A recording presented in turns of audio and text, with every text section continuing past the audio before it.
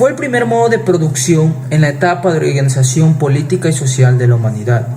Apareció aproximadamente del 7000 al 2000 a.C. La comunidad primitiva fue el modo de producción o el primer modo de producción en el cual los seres humanos se organizaban para realizar sus actividades. No obstante, este modo de producción se dividió en grandes periodos, tales como el Paleolítico, el Mesolítico y el Neolítico.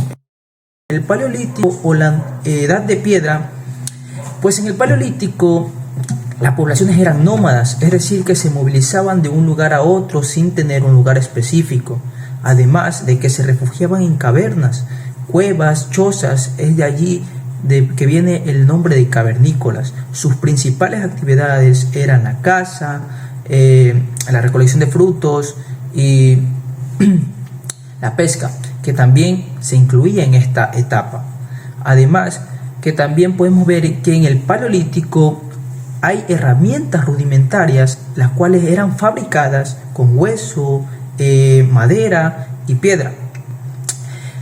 No obstante, viene la etapa del Mesolítico. El Mesolítico es esa etapa en el cual se da el fin de la era de hielo y el comienzo del calentamiento de la Tierra, es decir, de un clima más cálido o un clima mejor para que el ser humano pueda desarrollar sus actividades. Pues en el Mesolítico tenemos que aquí se practica también la caza y se perfeccionan técnicas en cuanto a esto. Además de que en el Mesolítico son aquellos que inician con la producción, es decir, que son semiproductores, van a iniciar con la producción en el Mesolítico. En cuanto al Neolítico o la Nueva Edad de Piedra, en el Neolítico, la Nueva Edad de Piedra, prácticamente se da la domesticación del ganado, se desarrolla el sedentarismo, además de que va a haber producción de excedentes económicos y por ende va a haber una jerarquización social. En todo esto podemos dar las características más o menos de la comunidad primitiva. La comunidad primitiva, sus características en sí son de que sus actividades principales fueron la pesca, la caza, la recolección de frutos. Utilizaron herramientas rudimentarias para la fabricación. Para la fabricación de estas herramientas se utilizaban la piedra, la madera, huesos, cráneos de animales. Además de que aquí había la ausencia total de una propiedad privada, por ende no había clases sociales. Además de que había una baja tasa de supervivencia individual, baja producción. Y también tenemos una característica importante, que aquí la división del trabajo era por edad, por sexo y en cuestión a sus capacidades y habilidades. En cuanto a los factores de producción de la comunidad primitiva, tenemos que los factores de producción de la comunidad primitiva, aquí eran todos los recursos de la naturaleza, todos los recursos de su entorno, principalmente la tierra. Además de la fuerza de trabajo en la comunidad primitiva, la fuerza de trabajo era de manera conjunta, de manera cooperativa. La fuerza de trabajo era entre todos, para el beneficio de todos. Bueno, en cuanto a los medios de producción de la comunidad primitiva, los medios de producción fueron, tales como había dicho, lo que sería los huesos, la madera, la piedra. ¿Con qué dieron paso a estos recursos? Dieron paso a fabricación de arpones, flechas, raspadoras. Todo esto eran utilizados para cazar animales y para trabajar en pieles y cueros de estos. Muy bien, en cuanto a las relaciones de producción de la comunidad primitiva, pues las relaciones de producción en la comunidad primitiva era de tipo cooperativo, era de tipo conjunto, es decir, que todos trabajaban para beneficio de su comunidad. Es así que aquí la división del trabajo en la comunidad primitiva en cuanto a las relaciones de producción se daba por edad, sexo y capacidades y habilidades. Pues, por ejemplo, a los hombres se les dedicaba la caza, la actividad de la caza, a las mujeres la recolección de frutos, y no obstante a los niños que querían aprender, ellos aprendían cualquiera de las dos actividades. dependiendo su interés en el aprendizaje. Gracias.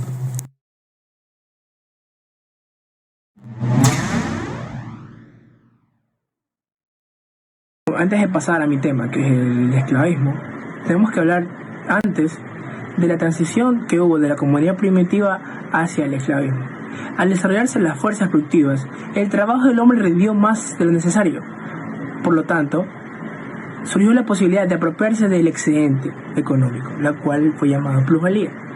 Ahora sí pasemos al esclavismo. El esclavismo es un sistema económico el cual se basa en la obra de mano esclava o en la sobreexplotación de mano esclava. Este sistema tuvo su auge en el 5000 a.C. hasta el 500 después de Cristo. Ahora, vienen las características del esclavismo. En el esclavismo, ellos eran sometidos a tortura y a condiciones de vida infrahumanas. También eran personas que no tenían derechos humanos y eran prisioneros de guerra o gente que caía en extrema pobreza por deudas que tenían arraigadas. Ellos no eran remunerados por su trabajo también. Clases sociales. Tenemos dos clases sociales, las cuales son esclavos y los amos. Los esclavos siendo la base como tal de esta pirámide de clases sociales, pero de dos niveles. Los esclavos eran como tal una propiedad de los amos. Ellos no tenían derecho a remuneración, tampoco tenían derechos de libertad y solo hacían lo que el amo les decía. Como tal, eran propiedad del amo. Ahora, hablemos de los amos. Los amos eran la gente que tenía la tierra, gente que tenía tierra, casas y bienes, por decirlo así. Ellos eran los amos, como dice la clase social, los amos del esclavo. Eran los que tenían el derecho de propiedad como tal sobre el esclavo, siendo la clase más alta como tal en este método. Bueno, ahora hablemos sobre los medios de producción. Estos como tal comienzan con la mano de obra esclava. Los esclavos eran considerados propiedades de sus amos y estaban obligados a trabajar en diferentes sectores económicos, como son la agricultura, la minería, la construcción y los servicios domésticos. Segundo, tierra y plantaciones. Los amos poseían grandes extensiones de tierra donde se cultivaban cultivos como algodón, azúcar, tabaco y otros productos agrícolas. Recursos naturales. Los recursos naturales, como minerales, madera, agua, tierra fértil, eran medios de producción esenciales en el esclavismo. Herramientas y equipo, como tercer ítem. Aunque la tecnología en el esclavismo era menos avanzada, se utilizaban herramientas y equipos para facilitar la producción de estos, como son arado, azadas, hoces y guadañas, así como herramientas de minería, construcción y artesanía. Los esclavos utilizaban estas herramientas y equipos como medios de producción para realizar su trabajo. Capital. Los amos invertían capital en la adquisición de esclavos, la compra de tierras y la construcción de infraestructura y la adquisición de herramientas y equipos necesarios para la producción. Herramientas que se fabricaron eran como tal herramientas agrícolas, herramientas de albañilería, herramientas de cocina, herramientas de guardado o envases y herramientas de minería. Comencemos con las herramientas agrícolas. Los esclavos podrían haber fabricado arados, azadas, hoces, guadañas y otros utensilios agrícolas, factores de producción del esclavismo. Estos eran los recursos naturales. Se sostiene en base a la existencia masiva de personas esclavizadas forzadas al trabajo y a las que no se les retribuye absolutamente nada de la labor llevada a cabo. Se basaba en el trabajo forzado de esclavos, es decir, los trabajadores no eran ni libres ni asalariados por cualquier tipo de derecho, pues eran tratados como mercancía sin valor, ni voz ni voto. Relación de producción del esclavismo. La relación de producción en el esclavismo se basaba en la explotación de la mano de obra esclava, la propiedad absoluta del amo hacia el esclavo. La producción generada por los esclavos en beneficio de los amos era una relación de desigualdad y opresión que perpetuaba la dominación unos sobre los otros. Gracias.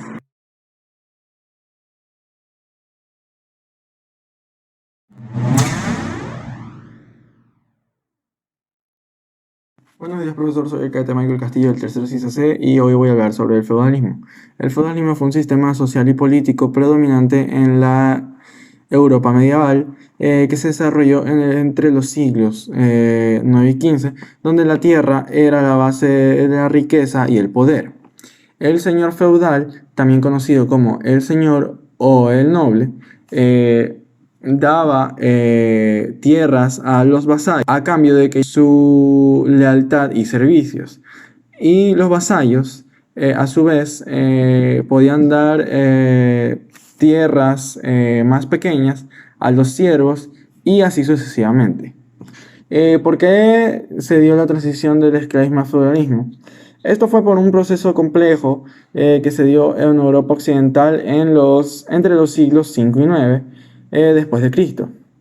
A medida que el imperio romano colapsaba en el siglo V, las estructuras sociales y económicas establecidas se vieron alteradas. También surgieron nuevas formas de organización política y económica y el sistema de la esclavitud fue cambiando y cambió a lo que hoy en día conocemos como el feudalismo.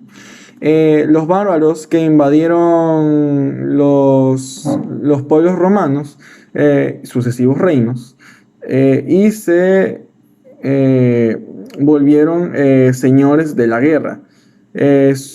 Surgieron en una relación de dependencia con sus seguidores conocidos como vasallos. Los poderes se constituían en poder real, poder político y militar, poder religioso, civil y consejos. Y también estaba el pueblo o los no privilegiados. Las relaciones se constituían en relaciones señoriales, relaciones de vasallaje y relaciones de siervo y señor feudal. Las clases sociales iban del rey, clero, señor feudal, que vendría siendo la nobleza, los campesinos y los siervos. Los medios de producción feudales consistían en la tierra, los siervos, las herramientas y equipos equipos agrícolas, el ganado y los recursos naturales que estaban en el control de los señores feudales.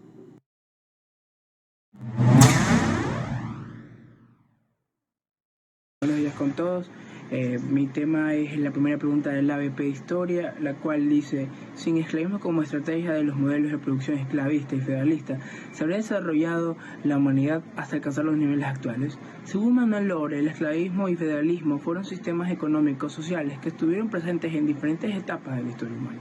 En estas sociedades, la explotación de la mano de obra esclava desempeñó un papel fundamental en la producción de bienes y servicios, lo que permitió acumular excedentes económicos y mantener estructuras jerárquicas de poder. Si se eliminara completamente el esclavismo como estrategia de producción, es probable que la historia hubiera tenido un rumbo diferente. El esclavismo permitió la construcción de grandes infraestructuras como ciudades y monumentos, y el desarrollo de diversas artes y ciencias en algunas culturas. Sin embargo, también generó profundas desigualdades sociales y violaciones de derechos humanos. Según Amanda Cuesta, la esclavitud contribuyó en gran medida a los procesos de acumulación de capital, lo que favoreció el desarrollo del capitalismo en las metrópolis coloniales. Eso nos ayuda a entender en profundidad la relación, la trata negrera y la explotación de la mano de obra esclava. En conclusión de todo esto, podríamos decir que estos sistemas o modos de producción hicieron un papel muy importante como la organización económica de una sociedad. Por ejemplo, gracias al esclavismo se dieron grandes avances dentro de los imperios. La mano de obra esclava surgió para agilizar grandes construcciones y desarrollo de técnicas arquitectónicas. Asimismo, el feudalismo influyó en la distribución de tierras y poder político, las relaciones sociales y económicas. Tuvo un gran impacto en la evolución de estructuras y normas en muchas regiones, es decir, permitieron el desarrollo de estructuras económicas y sociales que contribuyeron al progreso de estas.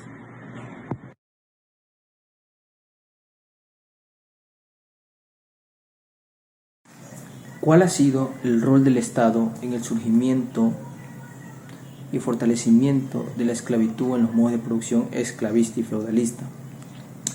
Según Gabo Quimí, el Estado facilitó la esclavitud en los modos de producción, tanto esclavista como feudalista, creando leyes que le hiciesen legal.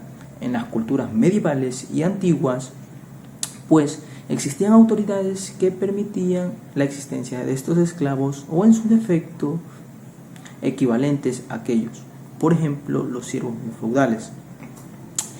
Por otra parte, tenemos que también, según la filosofía orgánica del diccionario de la filosofía marxista, dice que nace y se desarrolla el Estado como un aparato de coerción, como máquina que sirve a la opresión de la mayoría explotada por una minoría de explotadores. Entonces, teniendo estas dos bases o ideas, podemos concluir cuál ha sido el rol del Estado en el surgimiento y fortalecimiento en estos dos modos. Pues el Estado dio paso a la legalización y regulación de la esclavitud, así como también mantuvo el orden o tuvo ese mantenimiento de orden e impulsó la economía a través de actividades agrícolas y construcciones. No obstante, por otra parte, en el sistema feudal se dio esa definición de jerarquización, así como la administración de tierras, la regulación de arriendos y tributos, y por otra parte también la protección de los siervos a sus vasallos, de los señores feudales a sus vasallos. También podemos decir que el Estado dio esa legalización y regularización a las instituciones, o sea, protegía a las instituciones de estos dos modos, creando leyes que les hiciesen legal, como dije anteriormente, a través del ejercicio político, del poder político y judicial. Además de esto, aquí influyen factores socioeconómicos y culturales que influyeron en aquello. Muchas gracias. Existe un fracaso ético y moral al implementar los modos de producción que denigran o denigraron al ser humano por el único pecado de no poseer medios de producción. Pues según Adolfo Sánchez Vázquez, nos dice que si entendemos a la moral como un conjunto de normas y reglas destinadas a regular las relaciones en los individuos, el significado de estas en cuanto a función y validez no dejarán de variar a través de la historia en diferentes sociedades. Por otra parte, según Karl Marx, nos dice que el hombre se hace a sí mismo a través de la historia y de las sociedades, o en cuanto a la transformación en la naturaleza en que vive. Por otra parte, también nos dice Karl Marx que la moral, o no necesitamos de una moral para transformar un mundo o su mundo, sino que necesitamos de esas condiciones que transformen en cual hemos vivido en desigualdad e injusticia. Entonces, teniendo estos argumentos o estas bases o ideas, podemos concluir que sí existe un fracaso ético y moral, ya que, como podemos ver en etapas antiguas, existía lo que es la opresión, la explotación, la desigualdad e injusticia entre personas, lo cual lleva a un fracaso ético-moral. Pero también tenemos que tener en cuenta que tanto la ética como la moral a lo largo de la historia ha ido evolucionando, por lo cual sería un tema muy complejo. Pero podemos recalcar de todo esto que nosotros, teniendo todas estas bases o ideas de la historia, debemos de aprender, es decir, debemos de ir mejorando para construir sociedades más justas, equitativas, socioeconómicas, junto a los derechos humanos. Fue la propiedad privada lo que realmente provocó que desaparezcan las relaciones de producción de ayuda mutua y reciprocidad? Pues, según Karl Marx, la propiedad es el bien o elemento material esencial en las relaciones capitalistas, pues la propiedad o una propiedad impide que haya una relación cooperativista, ya que de ésta se deriva el capital, por lo cual aquello dará paso al antagonismo entre la propiedad privada y las relaciones de ayuda mutua. ¿Qué quiere decir esto? Que dará esa separación o dará esa discordia entre la propiedad privada y la reciprocidad, ayuda mutua o cooperativismo. Cabe recalcar que esto se puede intuir en el paso o la transición de la comunidad primitiva al esclavismo, es decir, cuando pasa el excedente de producción o el excedente también llamado económico. Teniendo todo esto en cuenta, podemos concluir que sí, pues básicamente la propiedad privada fue lo que destruye o hace que desaparezca esas relaciones de producción, ya que podemos ver que cuando se da esto por el excedente de producción, por el excedente económico, se da la división de clases, se da la división de clases, así como también se privilegian a ciertos grupos por sus medios de producción, es decir, que surgirán nuevas clases sociales que romperán ese lazo de cooperativismo, como dije anteriormente, por los medios de producción que poseen ciertos grupos. Además de esto, cabe recalcar que aquí influye tanto el crecimiento de la población, así como el aumento o esa necesidad por conseguir los recursos, además por la competencia de recursos o por el desarrollo tecnológico, muchas veces también por lo que sería trabajar para uno mismo o conseguir su propio beneficio.